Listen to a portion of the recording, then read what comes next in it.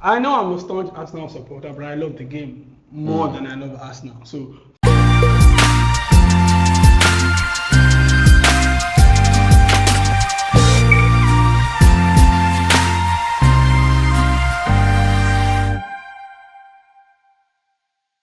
welcome everyone. Good evening. My name is Titilo Yolumuwa Olajide Bolaji, and we're back for season 2 SOP Football. It's good to see you guys. You look fresh. It's been a while. 6 weeks, 8 Yes, thereabout. 6 good weeks, bro. Man. We went from Finally. we went from the tail end of the season Yes, enjoyed to the summer. the Champions League final to the Olympics, and now the transfer window is open, and we can't wait. The Premier League is back. So I have with me my able-bodied colleagues, pundits, juggernauts, whatever you want to call them, they are with me. So I'll let you introduce yourself. I start from my right hand side. The Juggernauts are back. So interesting off season, like you said, Euros, Copa America, Olympics, so many stories, man. So at least we had something like to keep us going, and then we're back for the big one. Premier League is back. So I don't know whether to be excited or not from what happened last season, but yeah. But for the channel, of course, man. You guys keep coming. We're going big this season. Yep. Yeah. Yep. All right, Mr. CY. Well, I need no introduction. So, guys, you're welcome back to another fresh episode for the new season. We're excited to have you around. And, the off season gave us time to sit back, relax, reflect, and refresh. So we are back refreshed and ready to go. All right, so before we kickstart the new season, we want to thank everybody, fellow subscribers on YouTube, Facebook, TikTok, all the platforms. We want to say a very great thank you. We appreciate your support, and so keep supporting us all around. And you see, today I've decided to make a change. I have no sponsors, but while I'm hosting, I'll be. You get it, right? So we're just going to have fun as usual, and Right. I don't even know where to start, other than say the fact that, well, I'm excited that the Premier League is back. Right. To me, it's the most entertaining, the most controversial, the most talked about, the most watched season in terms of football in the world. So, and that's one of the reasons why I'm excited. And so before we start throwing jabs at each other, we're 3 here, but I learned that a particular club has like 49 people on their payroll. It's none of my business. I don't know, man. I think that guy when he's sleeping at night, the new manager, he wake up. I realize, bro, I have too many mouths to feed. Too many mouths to feed. That's true. So people, we're going to give you a rundown of what's going to happen in the season, episode by episode. Please hold us accountable. To my other side, you can hold them accountable as well. So basically, today we will talk about, we will not give you our predictions yet in terms of teams, in terms of expectations or anything. We're going to leave that till the weekend. But generally, we just want to have a brief recap about what happened last season, right? And I'm going to start asking questions. And before I go, I have Gamble behind. I wanted to say the wheel of steel, but I realized that those are DJs, and he's the director. So thank you for your support, Gamble, all around. Yep. And so I start with you as usual, because you're a Chelsea fan, and I love Chelsea, the brandy, not the club, or the gin as well. So CY, in summary, last season for you, what did you take away from last season? You mean for Chelsea or for the Premier League? For Chelsea and for the Premier League. Well, for Chelsea, we actually rolled towards the last end of the season with steez, with composure, with some amazing football, and it's so sad that Pochettino is gone. Also, He's he's someone that I really, really appreciated, because towards the end of the season, we found out that the players were gelling much better. You know, the newbies were gelling much better with the guys that have been there before. So we could see that at least there was a projection towards having a better season this season coming. But unfortunately, the club decided to part ways with Mauricio Pochettino for reasons best known to them. But you should use the word. but I believe that it's in good faith. You know why? Because once there is change like this, there is bound to be rebound. There's bound to be some projections that players will actually adapt to the new manager. They will attempt to play well. They will try to bring out their A game. So I think we should take it on a good side of it. So I know a lot of fans are really, really sad that Pochettino is gone, but nevertheless, bro. I think you guys were happy. You said he's a Tottenham fan. Well, so be it, but it's fine. I said in summary, I did not say give us the whole episode of Chelsea. If we start talking about Chelsea, bro, they will talk for like 40 years. So of course. He mentioned something. He said the players. So when he said the players, I wanted to stop him there to say, you mean the three teams? Wow. So back up for you, right, as an Arsenal fan, as a lover of the game generally, as a lover of multiple sports, to say, right, what did you take away from last season? Well, for me it was sad. At the end, it's really sad. Because like, I finally get what Liverpool fans have gone through. But I don't know what else like that team could have done again. We were like really fantastic. Teams. Yeah, apparently everybody's a bottle job. Anyone that can't stop Man City for the past 7 years that they've won the last 6 or so.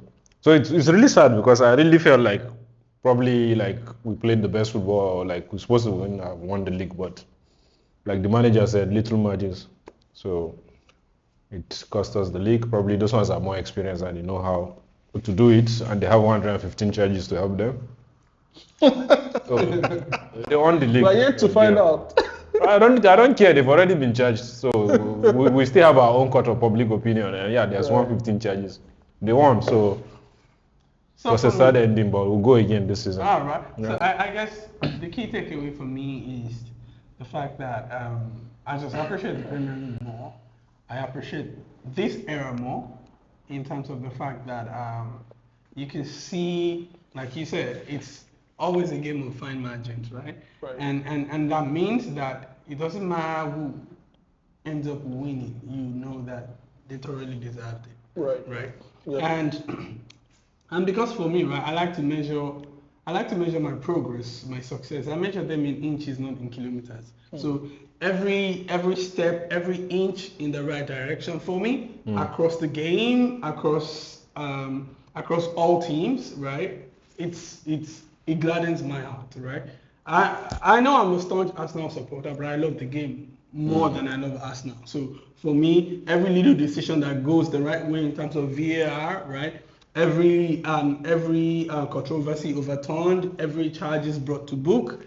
It makes me better. And to see that the likes of Manchester United, Chelsea, Liverpool, and all the great teams that we know, to see them trying to find their feet to come back to the status in which we know them to be, it's really fun and it's really, really exciting. So that was the key takeaway for me from last season. So I don't know if you're ready to start talking about next season, but of course, we're here to talk about next season, bro. Bring it on. So 10 players later. so we'll do this. We'll do this, right?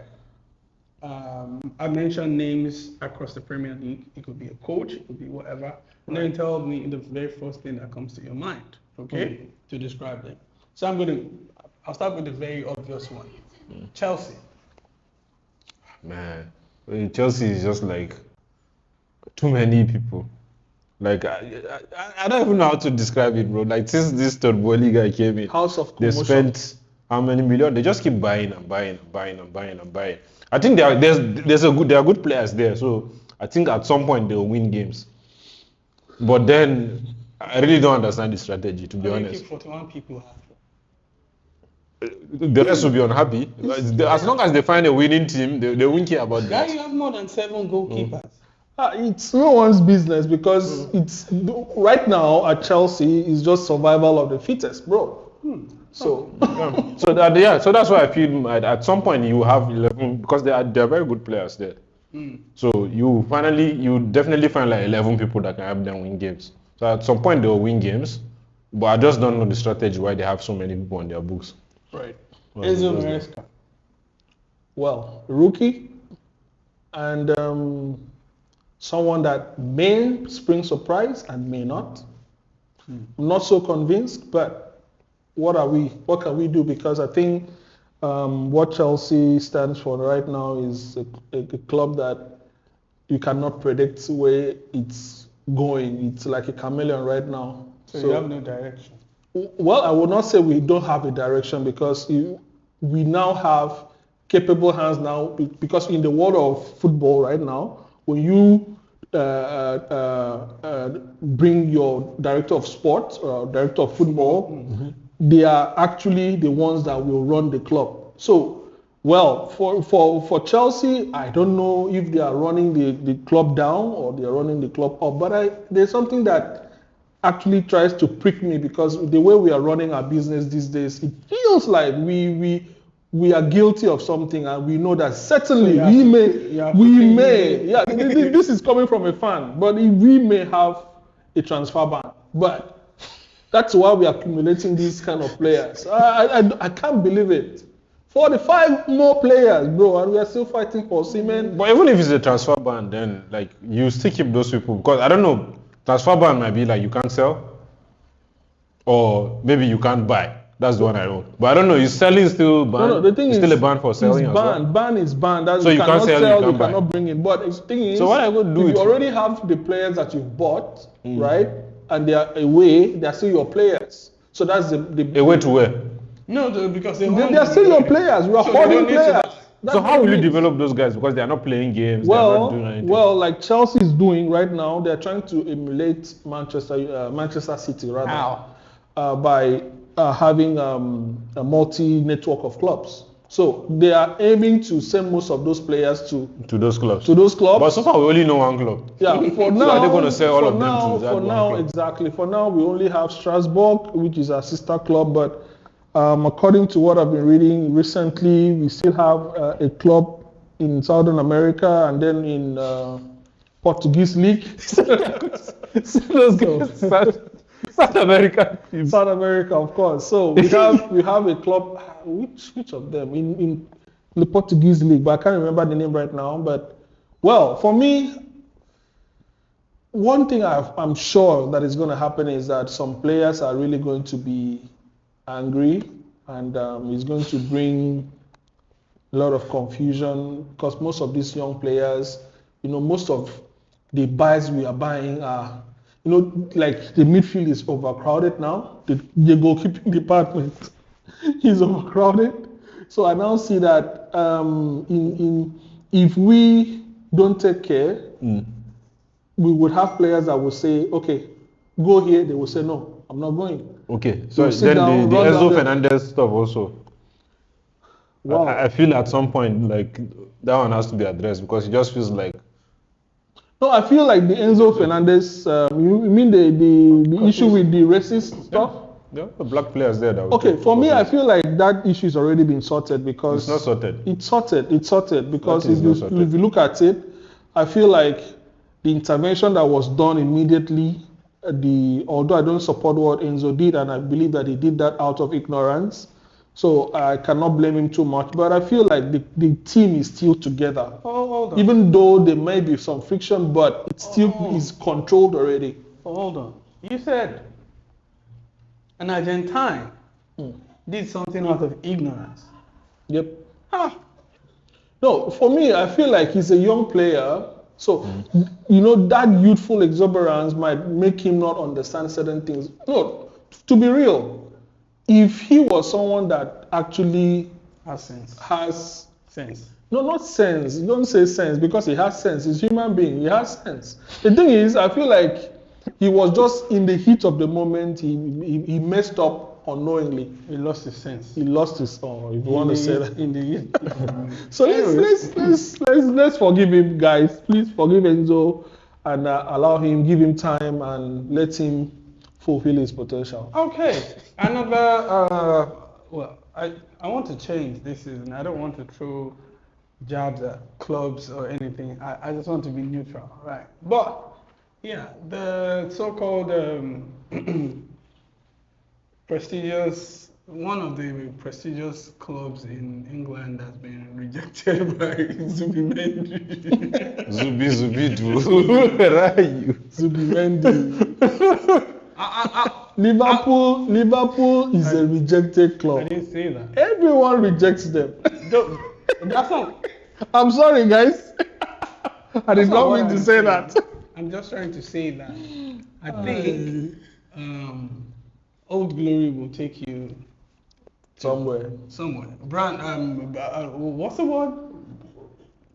Goodwill or Brandwill? I can't remember the economic term. Right. Will take you for a while, but sometimes Good name. it just won't work, right? So, what do you feel about Zubimendi and all the transfer saga with Liverpool. Man, the Liverpool, I really don't understand what's going on. Like, not this window, even the last window. There's something not right. Like, I think but Michael Edwards is back again. But they used to do like their things like silently, like we wouldn't know, they just signed Salah, we wouldn't know, they just signed Fabinho, those guys. But up recent is more like, I don't know, man, the Caicedo thing, the Lavia thing. Like, there's something just wrong about their recruitment that I feel probably they need to sit down and reflect and find a way to change it. Oh, okay. Then we'll go to, let's go to... Even there, like the contract situations now, you see Van Dijk is in his last year, Salah is in his last year, I think even Trent also. Yeah. And like, I don't know whether they're discussing to extend it. So, I don't know, I don't understand what's going on. Klopp left. Don't worry. So- and the slot will sort it. I think that right now it's even bigger than Slot because he just came in and those problems were already there. So, then let's talk about the man that is trying to assemble his old squad in this league. What do you think about Eric. your brother, Eric Pfeiffer? Some things I don't really just understand in this league because it's been the same kind of way he has been doing like since he came, signing players that are kind of connected to Ajax or Dutch league. It's the same strategy that has not been working, but we're still doing it. Still doing it. I don't know, Messi wanted to add something. Maybe I can't really understand something. Maybe he can only work with certain players. But and these new guys came, so we thought like maybe the recruitment would change or stuff like that. But it's still the same thing. He has got 6. Yeah, now. for me, I feel like the new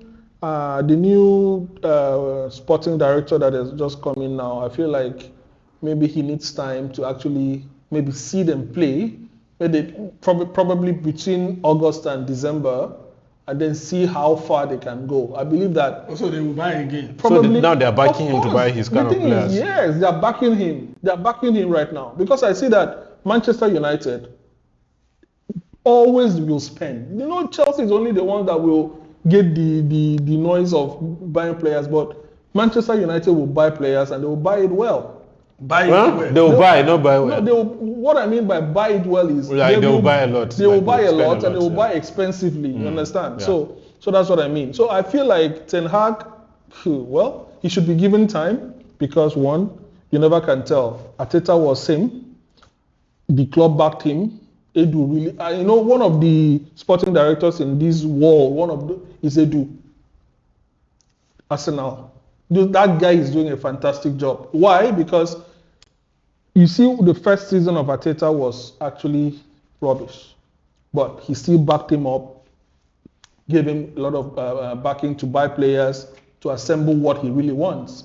So I feel like maybe the same hand is being extended to Ten Hag because already at the time he was confirmed again to be their manager, I feel like nobody wanted to go to Manchester United. No coach wanted to go. Okay, here's why I disagree. I think Arteta's first season was not really backed.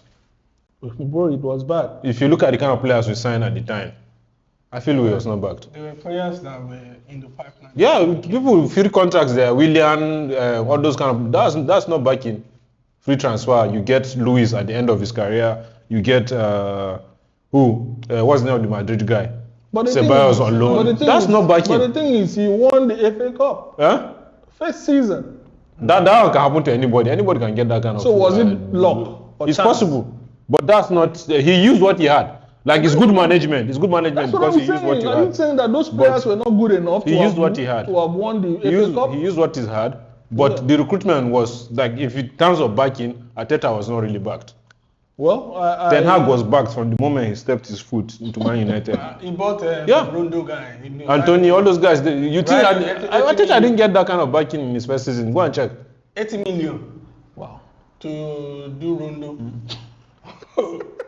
Anyways, so now that the table has gone to Arsenal, when you think about Arteta, what comes to your mind?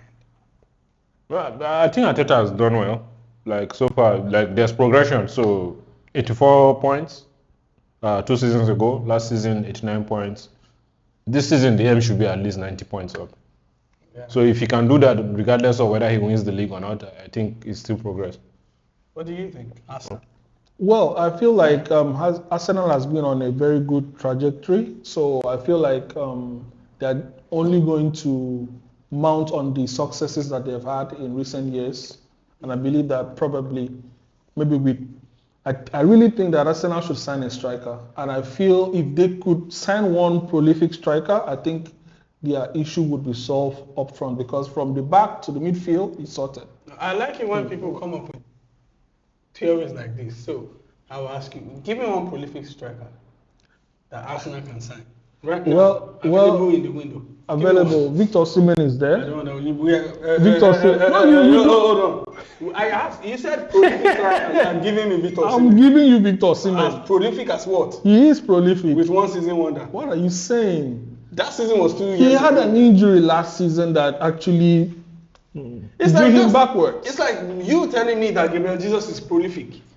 Okay, so now what are you guys going to do about your attack?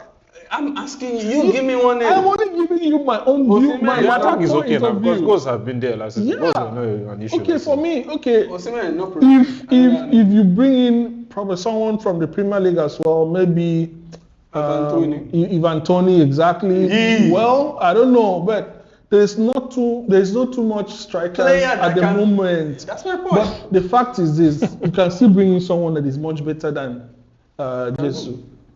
Jesus, we will not even play Jesus up front anymore. Then why are people trying to sell Nketiah? Huh? Keep him. Let him. Yeah, do what? I do what? So what do you want us to do? I do. What's the difference between What do you want us to do? What's the difference The fact between is, the only thing that you guys can do now to really project Arsenal forward is to get a striker. to buy because Get we really a need striker. or just to buy? Which one? Bro, tell me something. Which player? You have to develop these guys. What do you mean? And I've develop told this guy? you, Develop who? buy players that will complement the system. Victor Osimhen I complement. ask you, how Anyway, does we Victor still Osimhen want to buy out Osimhen. It's none of our business. How If you does guys he- want to go for him or not. What is the difference between Victor Osimhen and Lukaku? Oh my goodness, you cannot compare both of them. What's the Right. difference? Lukaku is a lazy player, bro. Oh, Victor Osimhen is an hardworking. Osimhen is at least he's a If you check their goal scoring He's record, an it's almost average insane. striker. Remove the sentiment that you're Nigerian. we are not. Okay. You I'll ask you another question. you cannot say that I'm sentimental Exactly. here. No, I just pitch it. Oh, yeah. Bonnie and Osimhen. Victor Boniface. Victor Boniface and Osimhen.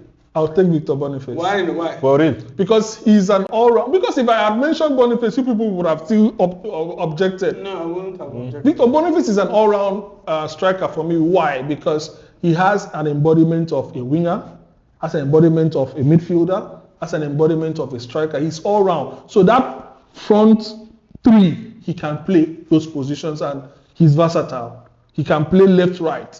Osimhen is, I think he has a strong foot on the right. So Me, no disrespect. but no disrespect to him, Osimhen but I feel like is an average Osimhen, striker. nah, for me, I don't believe that. He's a top striker. He's a top striker. Okay, when you buy him, we will see. No problem. So, what happened to your transfer with Omoro Radio? We are not going to turn this section to Chelsea, but anyway, let me answer. Let me answer that. Bro, they have 40 players. It's not 4 teams. Chelsea alone is 4 teams. Do you know what I feel? I feel like Chelsea is just trying to double cross Atletico Madrid because I don't see any reason why you want to sign Omorodion. You knew very well that we just wanted to upload Gallagher at all costs just for pure profit. So now they are playing Atletico Madrid. Said, okay, we buy this guy for this amount. You must buy Gallagher for this amount. They agreed. Maybe Chelsea have thought about it and now said like probably this guy is not going to. So what have the people involved, like the Gallagher and those guys? How would they feel? Sorry to cut you guys short. For me, I feel it's a disgrace for Chelsea because you don't treat a player like Gallagher in such a manner. To be honest. Since when has Chelsea ever cared about class? No. You have to say, even though the management they are careless, right? For me, I feel like for you to treat a player that has been up and doing, one of the best players we had last season, in that way, is not right. Right now, I read that Gallagher is already back in England and waiting to hear the deal between Chelsea and Atletico Madrid, which will give us, by the way, what's his name? No, not Omorodion. Felix. João Felix. If João Felix comes to Chelsea, then... That was with you 2 seasons ago. But yeah, he was 2 seasons ago. But Pochettino did not want him at Chelsea last season, so that's why he was not retained. So he's meant to be a Chelsea player. Well, for me, I would take João Felix over Omorodion anytime. All right. So one more question. Okay. Which of the coaches will be the surprise package this season? Surprise package this season. I think the Brighton manager. I don't know his name, but the guy from the German league.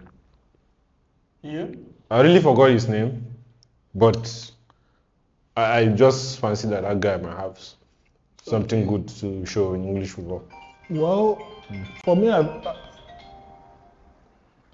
I will hold you accountable. Well, for me, I feel like this manager, what do you call it? Is it Neil? No. This Ipswich. Oh, McKenna. Yeah, McKenna. I feel like McKenna is going to actually spring some surprises, although I'm not so sure. But fact is, he's been playing really good football. Chelsea actually opted for him. He was part of one of the coaching, one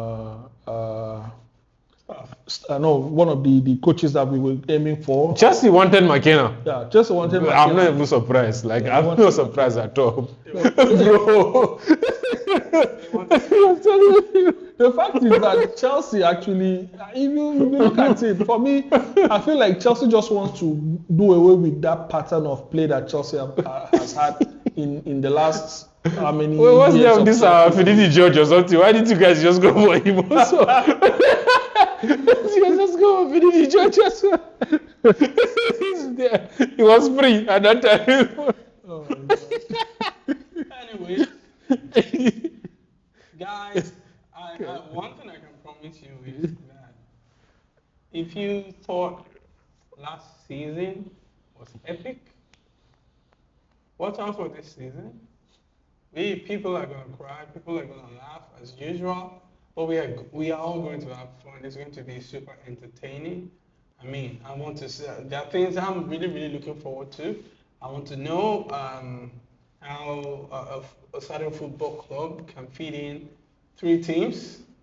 Into their. See, my director is signaling to me that, guys, why are you talking too much? This is supposed to be an intro episode, and you just made it all about Chelsea. So, I'll see you guys next week.